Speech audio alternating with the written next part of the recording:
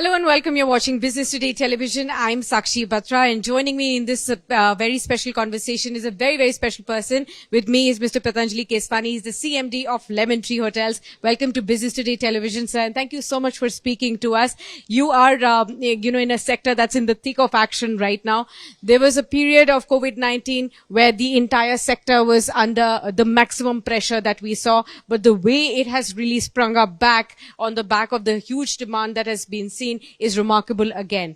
Tell us, what do you foresee when we talk about the growth in the hospitality industry, the tourism industry at large from now on over the next 5 to 10 years? Because everybody's been talking about India's decade now.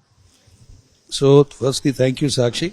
These are many questions, but I'll answer them one by one. So, tourism as a part of the Indian GDP has always been underrepresented. It's about 6.8% of GDP, and the global average is 10, and for the high tourism countries, it's 20. Like in Thailand, it is 22. It is also the largest employment generator for low to mid-skilled people. So I think from a national perspective, from a foreign exchange perspective, from an employment perspective, from a soft power perspective, India, my instinct is that the government is talking about focusing on tourism now. Right. It will also, as I said, create a lot of employment and revenue. And interestingly, if our tourism share to GDP goes to what it is in the global average, then we will not have a current account deficit. It will pay for all the oil in India. It's amazing, but it's true. So currently, as I said, it's 6.8% of GDP. GDP is say 100, so I'm just normalizing. If the GDP doubles in the next 6 years, then this becomes 10% of that, then GDP has to triple. Tourism as a share has to triple. How will this happen? I think we are at a cusp, our country, at the current levels of household income and GDP per capita, that we are at the point where China, Indonesia, and a bunch of other countries were 15 years ago. What happened is, with the growth in 4-lane highways, airports, airline capacity, which is incidentally increasing 2.5x in the next 5 years, a lot of Indians will start traveling by rail, which is also improving, road and air, but within India. So with the increase in GDP, there will be a very large shift in consuming Indians.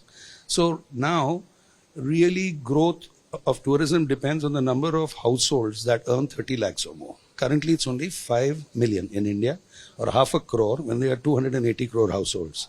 But the most simple rule of thumb will show that this will grow to 3 crores in the next 5 years, so which means a 6x growth. And this is nothing for India. It has happened in every country in the world which has crossed this threshold. So as a company, what we are focused on is, traditionally all branded hotels used to focus on the big cities. So I see everybody going into tier 2, 3, 4 and going into leisure destinations. Ayodhya is one classic example. Varanasi is another. And I think it's going to be super exciting times for the hotel sector in India, especially, in my opinion, the Indian brands. Absolutely. Also wanted to ask you, since you struck the right note, when everybody is talking about Ayodhya, Varanasi, the government is focused on spiritual tourism. Are you as a company also focusing on creating your properties in such newer destinations which will perhaps see an influx of tourists on a huge count going forward from here? Very much so. So right now we are, I think, we've identified 50 odd destinations which are actually spiritual tourist destinations. I think we are in about 10 or 12, but I'm 100% sure that in the next 2 years, we'll be in about 30 of them. Okay, wonderful. And the kind of growth we are seeing in the tier 2 and tier 3 cities, are you going to be focusing on expanding there as well?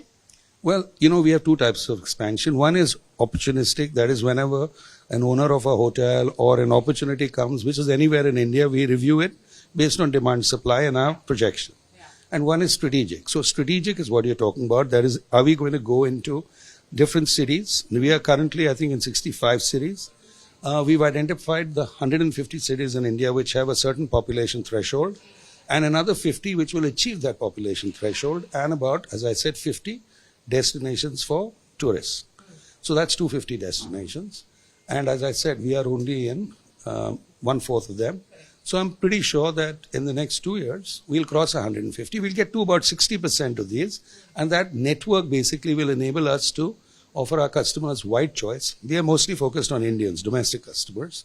So wide choice and consistent and high quality and safe quality and product and service. Wonderful to speak to you, sir. Thank you so much for sharing all these wonderful insights with all our viewers. Thank you. Sakshi, thank you.